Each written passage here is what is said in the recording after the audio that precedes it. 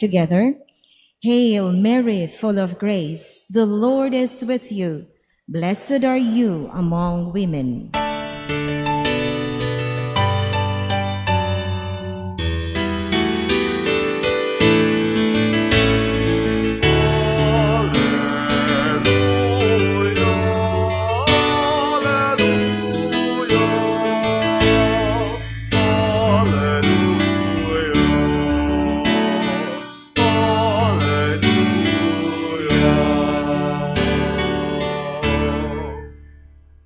The Lord be with you. And with your spirit. A proclamation from the Holy Gospel according to Luke. Glory to you, Lord. The angel Gabriel was sent from God to a town of Galilee called Nazareth, to a virgin betrothed to a man named Joseph of the house of David, and the virgin's name was Mary. Coming to her, he said, "Hail, full of grace, the Lord is with you." But she was greatly troubled at what was said, and pondered what sort of greeting this might be. Then the angel said to her, "Do not be afraid, Mary, for you have found favor with God. Behold, you will conceive in your womb and bear a son, and you shall name him Jesus.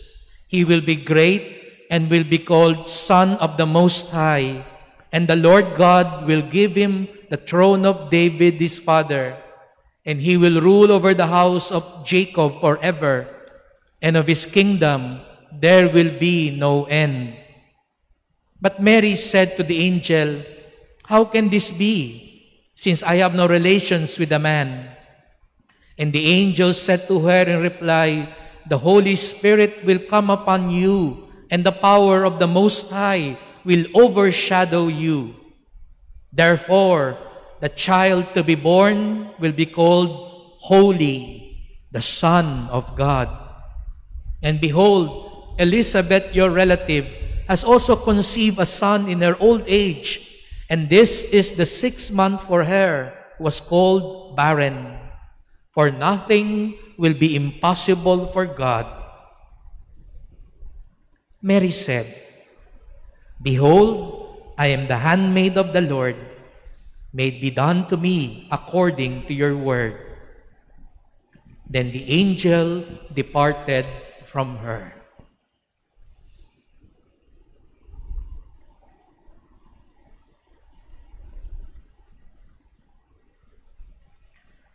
The Gospel of the Lord. Praise to you, Lord Jesus Christ. Good afternoon, dear sisters and brothers, and once again, welcome to our celebration of the Mass. And indeed, this is a special day for us, Filipino Catholics, as we celebrate the solemnity of the Immaculate Conception, the principal patroness of the Philippines. We could say, ngayong araw na ito ay pista ng bayang Pilipino, sapagkat ang mahal nating ina ay napakalapit sa ating puso. At ngayong nakikita ko ho kayong lahat ngayon, tunay nga, walang makapipigil sa atin iparamdam sa mahal na ina ang ating pagmamahal. Can we give our Blessed Mother a clap offering on her special day? And we praise and thank the Lord for giving us the Blessed Mother.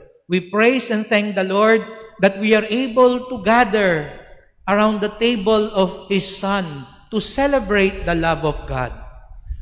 At kung walang makapipigil sa atin, mas lalong walang makakapigil sa mahal na ina para ipahayag sa atin ang kanyang pagmamahal. Today, we celebrate her Immaculate Conception. We believe that Mama Mary, from the moment she was conceived in the womb of Saint Anne, was spared from sin. Let's be clear with that teaching. So it is Mama Mary, not as she conceived Jesus, no. Mama Mary, as she was conceived in the womb of Saint Anne, was freed from original sin. And I know some of our brethren Christian brethren are not comfortable with that. Para bang sinasabi nila, masyado naman yata ang overkill. OA naman yata yun.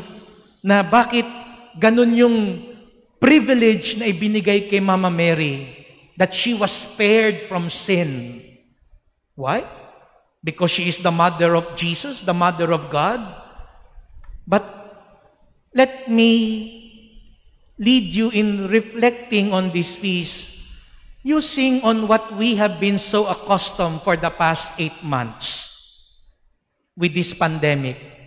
Bakit kailangang walang kasalanan ng mahal na ina? Bakit ho kailangan malinis ang mahal na ina bago niya tanggapin si Jesus sa kanyang katawan? Lahat po tayo ngayon dito, alam natin, the first rule. Kanina nga ho, nagpaalam sa akin yung kasamahan ko. Sabi niya, Father, magpapacheck muna ho ako. Nagkakaroon na yata ako ng sa aking kamay, allergy. Dahil walang humpay kong kaka-alcohol at kaka-sanitizer.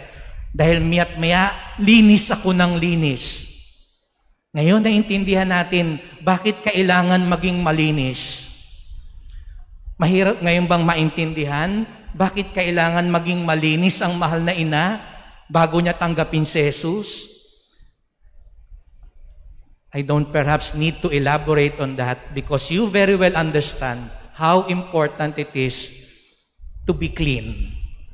Kaya nga di ba tayo, bawat galaw, linis, hugas, namumuti na lahat ang mga kamay natin. No? Nagkaka-allergy na tayong lahat. Lahat na ng klaseng sanitizer at alcohol, ginagamit natin at sabon. Dahil alam natin, mahalaga ang malinis. If we are so careful with cleanliness in all our dealings, before we eat, before we touch something, how much more for God, before He sends His Son? Isn't it that even before communion, we are supposed to be cleansed. That's why we are all encouraged. We are told, confess your sins before you receive communion. Because we will be receiving Jesus. How much more for the Blessed Mother who will not just receive the spiritual. Tayo po, we receive the sacramental body of Christ. Mama Mary will receive the physical body of Christ. And that is why she was cleansed. Now, we understand. It was not overkill. It was just the natural way to be cleansed before we receive Jesus. And Mary was cleansed by the power of God. It was not Mary's credentials. It was not Mary's power that cleansed her. It is still the power of God. And that is why today, we celebrate not only Mary, but most importantly, we celebrate the power of God. But sisters and brothers, when Mary was cleansed, when Mary was purified, when Mary was spared from sin, she was not given a vaccine. Abang na tayo sa bakuna. Kasi nga, di ba, pag nabakunahan ka daw, hindi ka na magkakasakit. But Mama Mary, that special grace was given to her, but it was not a vaccine. She still has to face temptations. She could have sinned if she chose differently. So that's different. We are not saying that Mama Mary was not tempted anymore. Mama Mary was not she was capable of sinning, but she preserved that grace given to her by God. And that is the second lesson we could learn. She was cleansed, that's good news, but she preserved that cleanliness, that purity.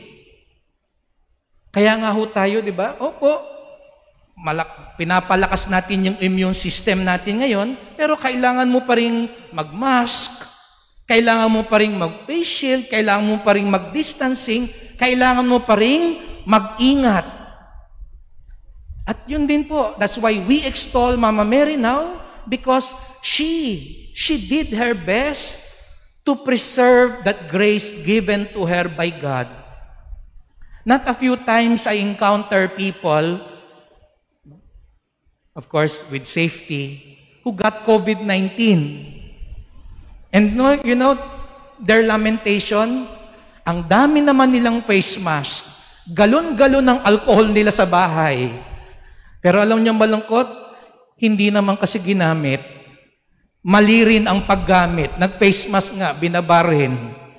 May face shield nga, nanghihinayang baka masira, minsan lang gamitin. Nanghinayang sa alcohol, hindi rin ginagamit madalas. But I'm just trying to point out, and as I said, it will be easier for us to understand. We can have all of this, but if we will not use them, if we will not preserve what is within us, then all the gifts, all that we have will come to nothing. And that is why we are thankful for Mama Mary, for she has shown us the way. She was full of grace, but she preserved that grace. Remember, Adam and Eve also began without sin. Kaya hindi naman yung sasabihin natin, masyado bang Adam and Eve also began that way, but we all know they did not end the same way.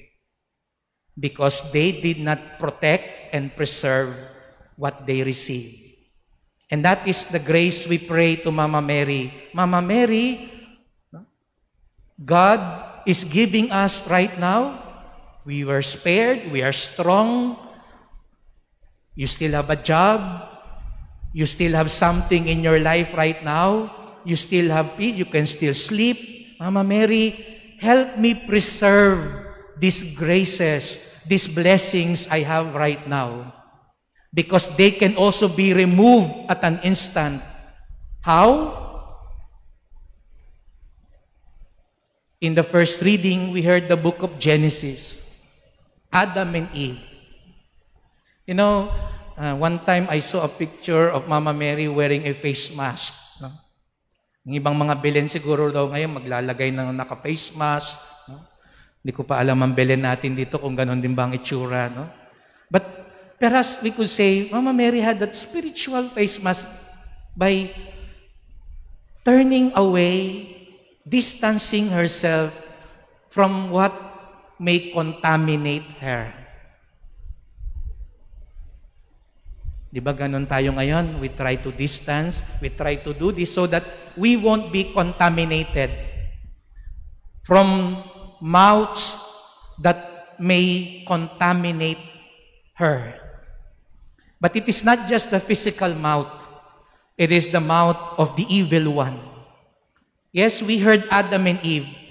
Their sin was not because they ate the apple. We're not even sure if it was an apple. That was not the sin of Adam and Eve. The sin of Adam and Eve was they listened to the devil. They followed the devil. They allowed themselves to be contaminated by the words of the devil. Hindi sila nag-distancing. Kung nag-distancing lang sana si Adan at si Eva kay Satanas, hindi na sila natukso. But more than that, Mama Mary did not just distance herself from evil. The other path, the more important path, was that she listened to the Word of God. That's why in the Gospel, we heard the Annunciation. Yes, Mary was full of grace, and that grace flowered more because she listened to the Word of God.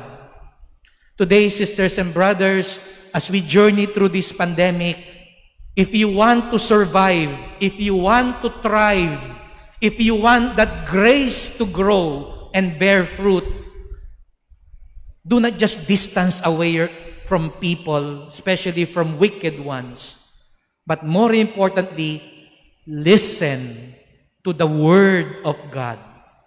And who is the Word of God? Jesus, the Word made flesh. Listen to Jesus. Kaya nga, di ba, ang isang sinabi ni Mama Mary, do whatever He tells you. Do whatever Jesus tells you. That was her antidote to sin.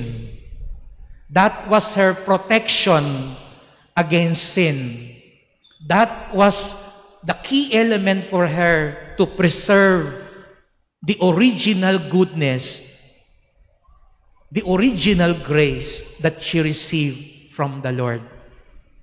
And so, as we continue with this Mass, sisters and brothers, as we extol the Blessed Mother for all the good things that God has done to her, let us ask her intercession, especially now that we are challenged, we are tempted, we are distracted.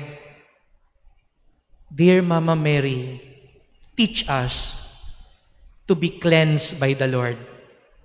Teach us to preserve the goodness and grace of God.